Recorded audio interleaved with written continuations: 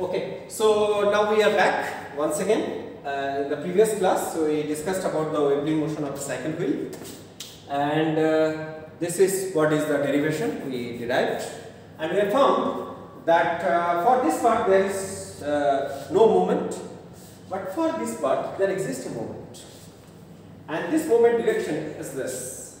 Now with respect to the inertial frame, we obtained that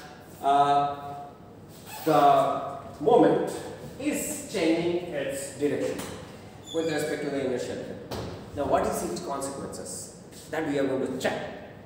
So the consequence is, so when this moment is this, then you understand what is its action. Its action is, it is going to ask the moment somewhat like this. So it is going to ask the wheel that you topple like this. That means if I am going to move like this, then it is asking the wheel that you do it like this. Now you look after certain time, with depending on the omega z, it is going to come towards the 90 degree. So when it is coming towards the 90 degree, then what is the effect? The effect, it is telling that you go to the left or to the right. Over here, the effect is that either you fall down, or you be straight. Over here, the effect is either you move towards left or right. Are you understanding? These two effects. And in any position, this is what is the effect. So sometimes it is telling that you fall down towards left or towards right. So let's say this is the effect is falling towards the left, and when it is going to come to this side, then effect is falling towards the right. When it is coming, let's say it is the effect is you move towards the left. When it is coming like this, then its effect is moving towards the right. And that is what exactly you are going to experience while riding a cycle with broken spoke. Now let us check that in our common example, we have seen these kind of things or not in the car and the bike, car or truck or somewhat like this. So I am just keeping this only. Now let us take a simplified model of a car or truck. Let's say it's all the three wheels are good, but some other wheel is somewhat like this. Now let's say this is my G point, and this is what is my X axis, this is what is my Z axis. Let's say this is what is my Z axis, and your mg is definitely going to act in this direction, because this is what is your body fixed strength. Okay, sure. X means over here you are going to consider X, and that replica is kept over there. So all these three wheels are going to behave in a good way, but which has been bent somewhat like this is not going to behave in that way. And that is what exactly most few of you have observed. So suppose you are riding a small vehicle, in a small vehicle, and you are in the highway, you are observing a truck which is having the misaligned, we call it as misaligned wheel. Then you have seen that the truck motion is somewhat rocking like this. So suppose you are moving like this, the truck motion is rocking like this, and at the same time you will find that the tendency is to moving towards left or right, and as such, as a result of it, you will find that if the truck tire is supposed to run for 1 lakh kilometer, due to the faulty misaligned wheel, it is supposed to move towards 50,000 kilometers. Just a fault, simple fault. Because it is always asking, the friction is always asking that you move towards left or right. And as a result, you understand the patch is going to change. The friction is going to be more, because the sideways friction is not neglected. It is absolutely neglected. So that sideways friction is going to kill the tire. Okay, I think all of you have seen it while riding in a highway in a small vehicle, and you are observing in the front a truck is going to move, and mostly these truck owners, they don't care about this. So because they are designed for heavy load but not with the highway speed. So when they are going to move at the high speed, then it is observed very naggingly, and I think you have observed it. Okay, now let us come to our tutorial problem, that where we are going to get this kind of thing. Okay, so the tutorial problem number part B, problem number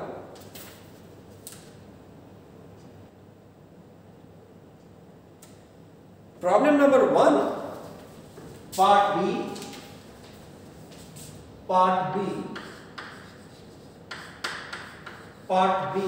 problem number 1. Problem number 1 is related to this problem. Okay, and part B, problem number 3 is related to this problem. Yeah, what is the difference between them? What's the difference between these two cases? The difference between these two cases is that over here you will find that the center of mass and the rotational center are not coinciding. Okay, the center of mass, because you understand that it is been kept towards this.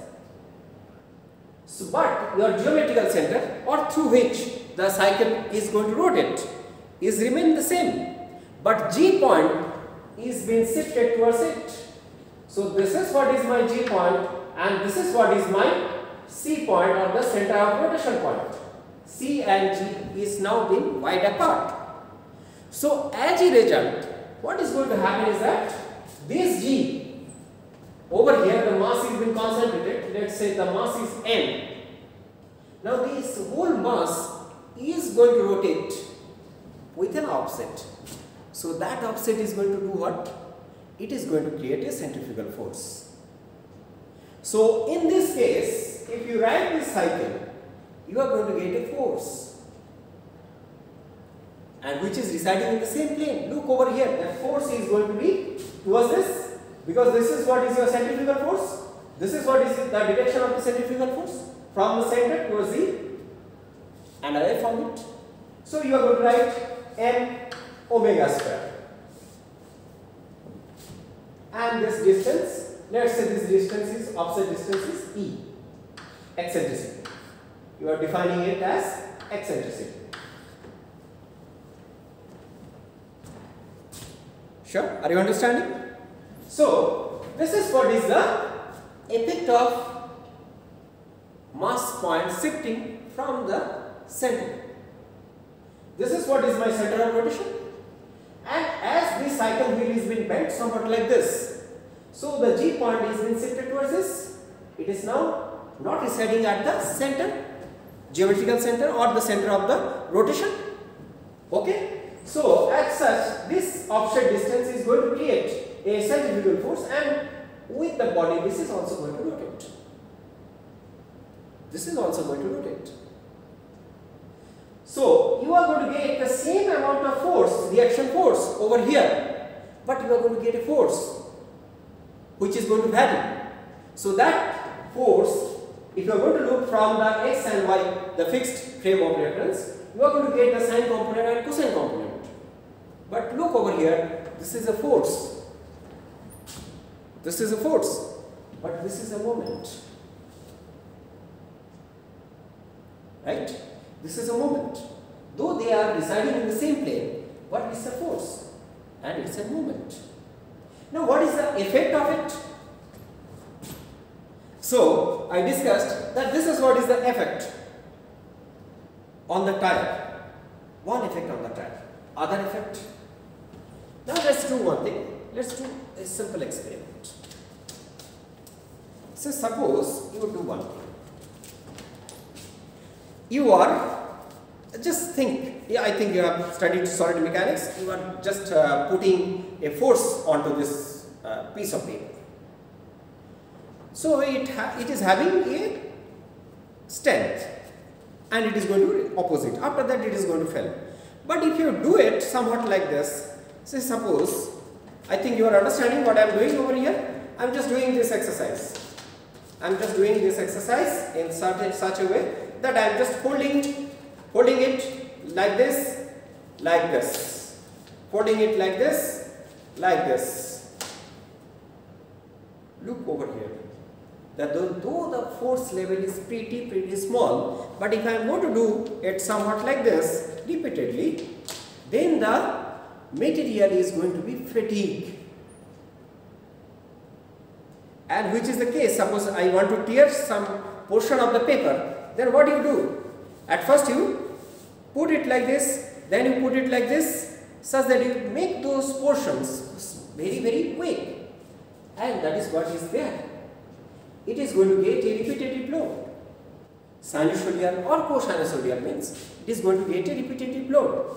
So these bearings which is supporting the wheels are going to be damaged very fast. So one effect is the tire is going to be damaged fast. Second effect is its bearing is going to be damaged fast because they are not designed to take repetitive load. If it is subjected to the repetitive load, then it is going to fall down, and that is what exactly is going to happen. Okay, so with these basic ideas, now we will be moving towards the solution of the problem. Okay, so I think now it has been clear. Now let us come to solution of the problem. I am just keeping this part.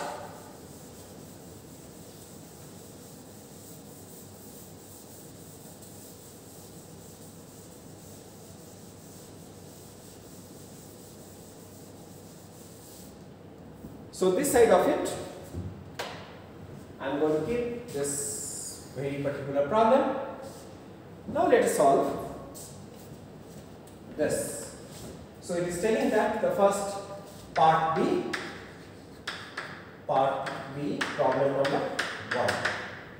So it is telling that it is having a circular disc. This is the center of rotation, and this is what is the mass point, G point, and this is what is your reaction that you have to take the reaction R capital X, R capital Y. You have to find the R capital X and R capital Y. So what I will be doing is, I am going to choose a coordinate system. Let's say this is my X and this is what is my Y. So with respect to it, this angle theta is equal to omega times 2. So this has been, the G point has been placed at I axis, X axis, and let's consider a point mass M, dm. Now I think you know that this mass point, the elemental mass at point P, is going to be subjected only to the centrifugal force because the body is rigid. So that force F is going to be minus of integration omega cross R P dm. Now this Rp is going to be what? Minus omega cross Rp is equal to Rg plus Rp with respect to G dm. Now you understand that this part Rp by G over dm is going to be 0. So what you are having is Rg. What is that? From here to here. So essentially what you are having is omega square. I mean, just do a simple calculation, you are going to get omega square, what I have discussed over here, omega square E times m and directed towards small I.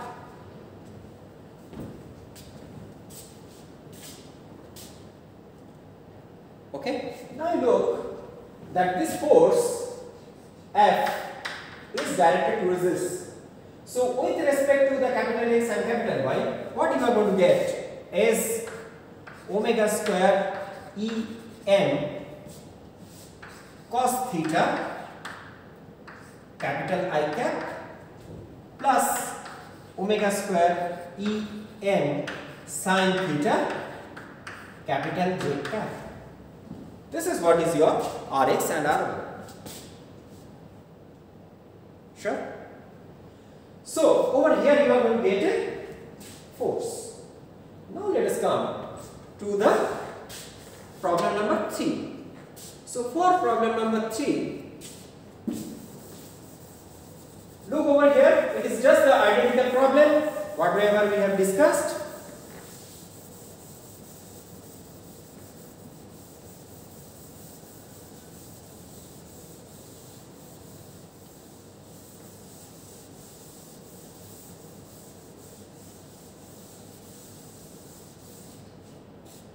So for problem number 3, before going to the problem number 3, let me explain what problem number 3 is.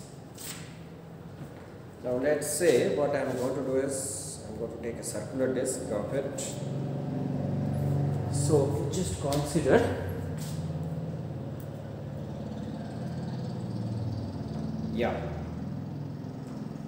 I think now you can see it. Just take a piece of paper and you have a pen and you are going to rotate like this. The problem number 3 is somewhat like this. Now let me draw it first. So the problem is somewhat like this.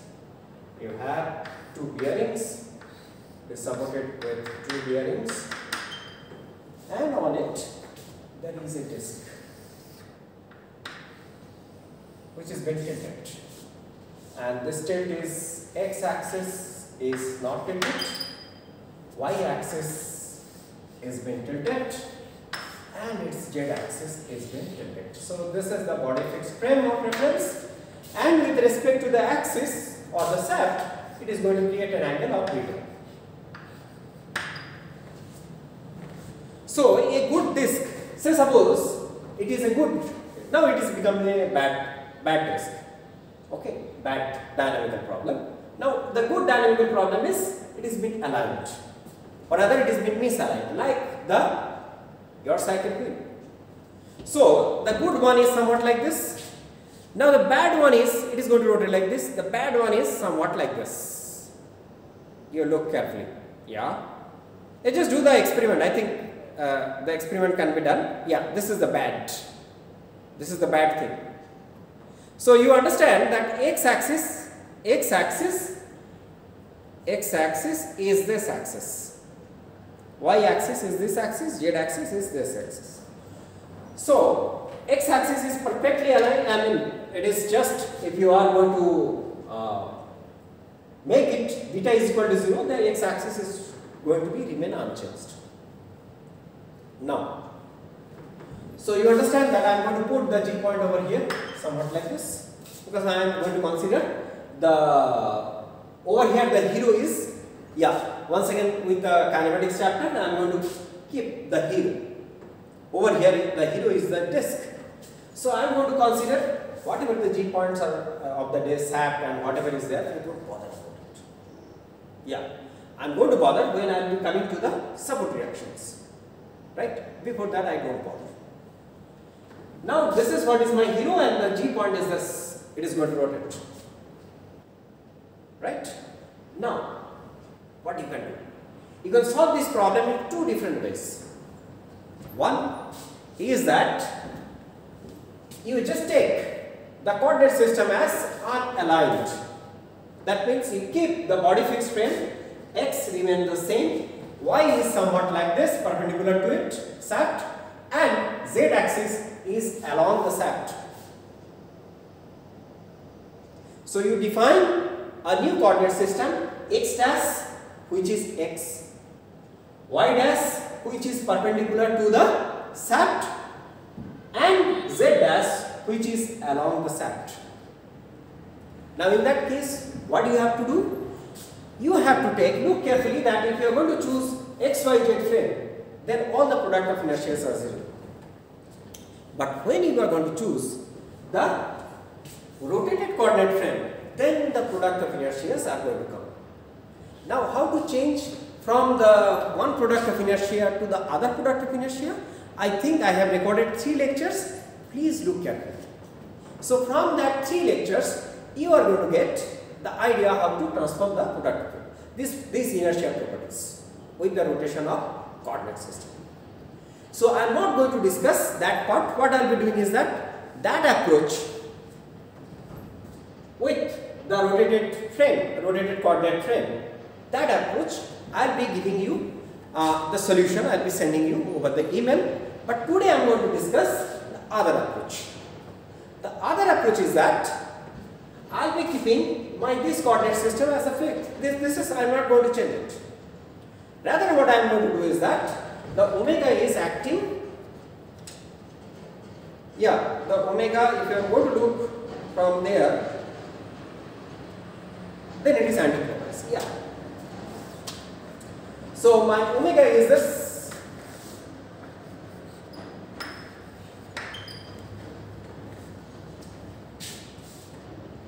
So my omega is equal to, is this aligned to this? Look over here, it has been aligned to the axis of the shaft, not to the disc. Okay, so omega vector is equal to, what shall I write?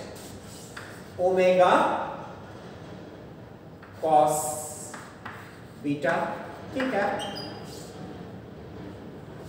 plus omega sin beta j cap. Agree or not?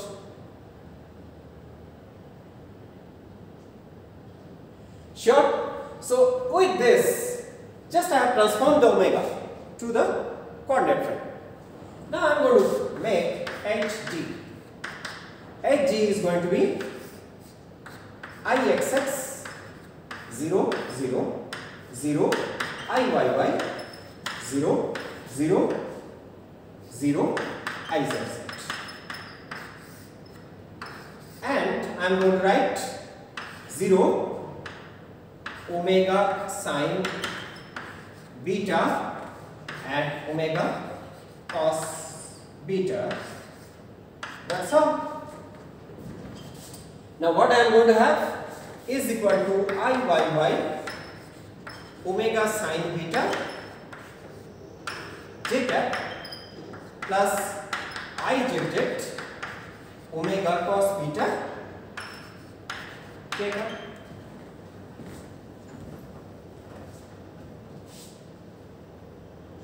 Now look, my omega is not going to change.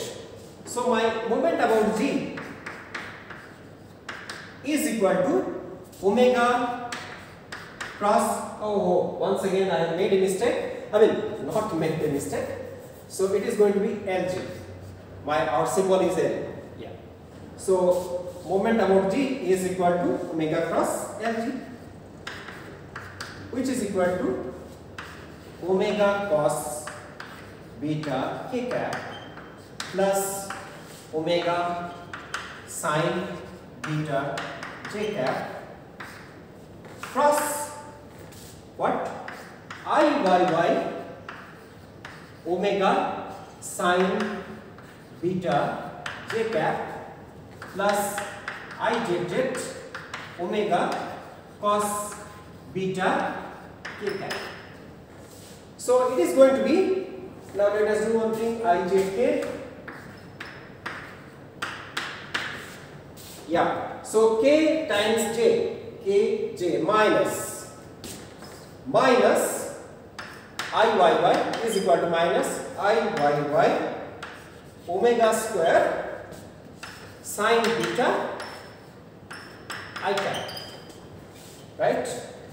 Now k and k going to be 0, j and j is going to be 0, j and k. So plus I jet omega square. Oh, there is a mistake. K and j. Yeah, cos beta, sine beta and cos beta I cap. Now you come to j and k. So it is going to be omega square I jet omega square sine beta cos beta I cap jk. Yeah, I cap. So it becomes. Now tell me what is I jet of a disk? It is m r square by 2 and I is the m r square by 4, right? Because I plus I jet is going to make I plus I xx is going to create I jet. So it is, first one is m r square by 4 and this is m r square by 2. So minus the same term. So it is going to be m r square by 4 omega square and sine beta cos beta is equal to going to be by 2. So I am going to make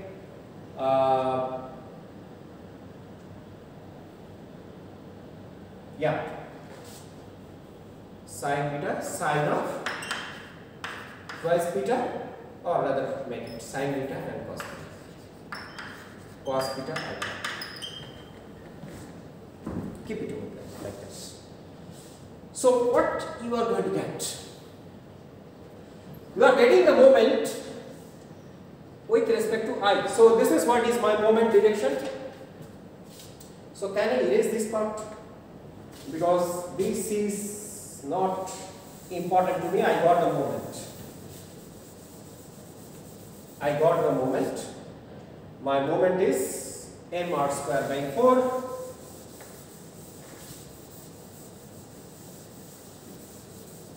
I'm just erasing, right? I'm sorry that I erased it, but anyway it has been recorded, so don't worry about it. So mg is this.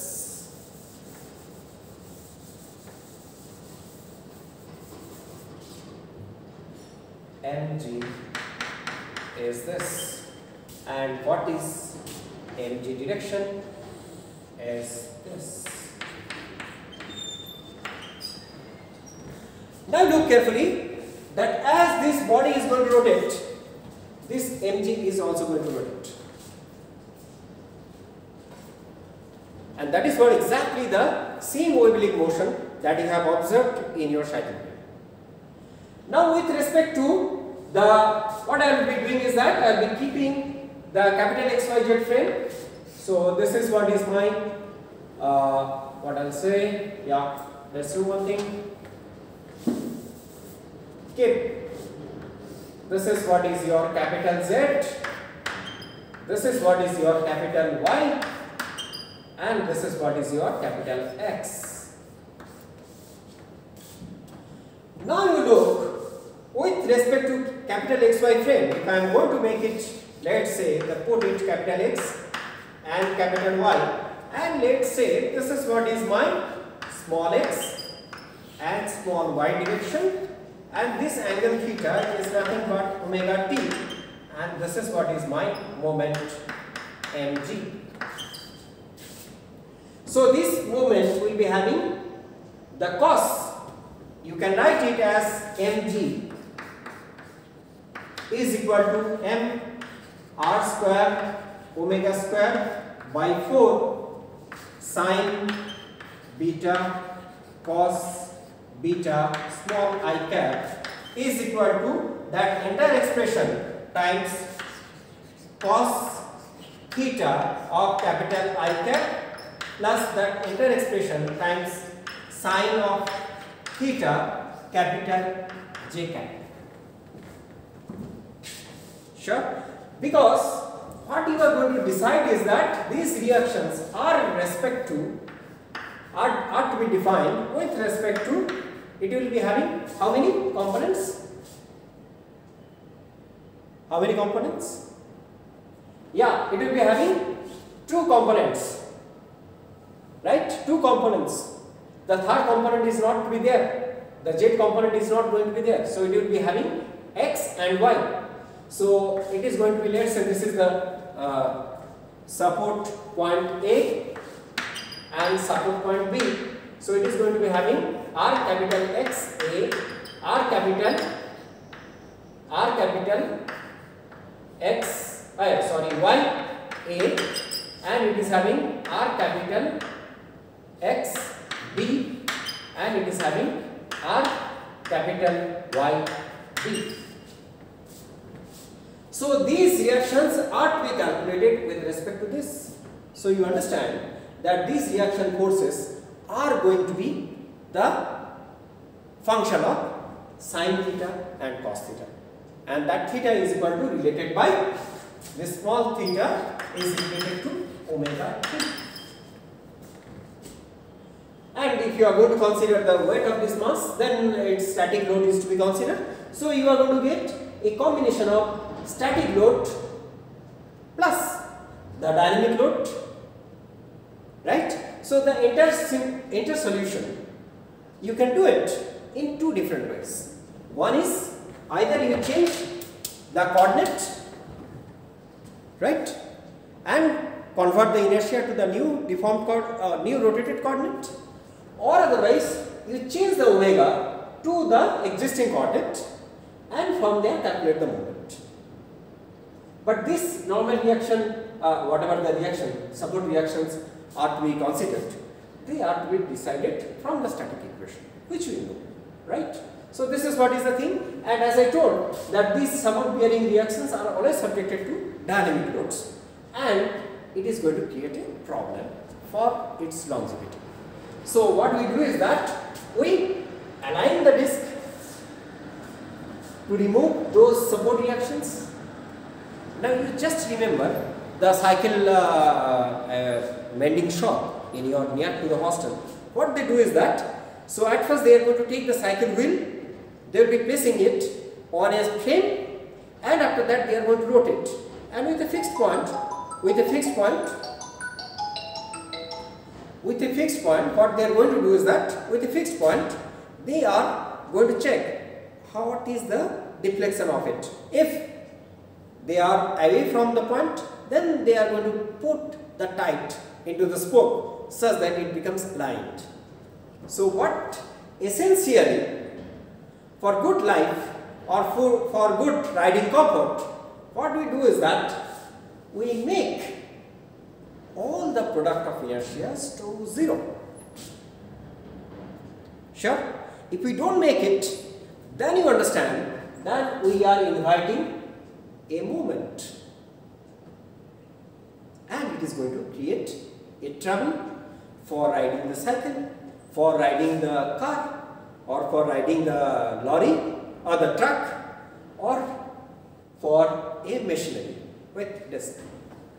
So that's the thing is, so our takeaway is, we have understood from the vibrating motion of the cycle wheel the inertia, okay, and other 3 recorded lectures related to the inertia is been there. So please have a look.